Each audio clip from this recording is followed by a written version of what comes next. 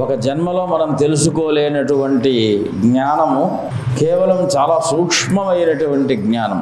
అది 3 రకాలుగా ఉన్నది: శబ్దము, నాదము, అక్షరం. శబ్దం అక్షరాన్ని పలికింపజేసేటువంటి. అక్షరము అంటే పరమాత్మ యొక్క బలం. అక్షరమే పరమాత్మ కాదు, అక్షరం పరమాత్మ యొక్క బలం.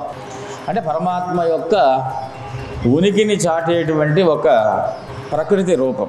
శబ్దం అనేటువంటిది పరమాత్మ యొక్క బలం. నాదము అనేటువంటిది జన్మాంతర సంస్కారములను అందించేటువంటి ఒక ప్రణవ వేద ప్రకృతి, వైదిక ధర్మం.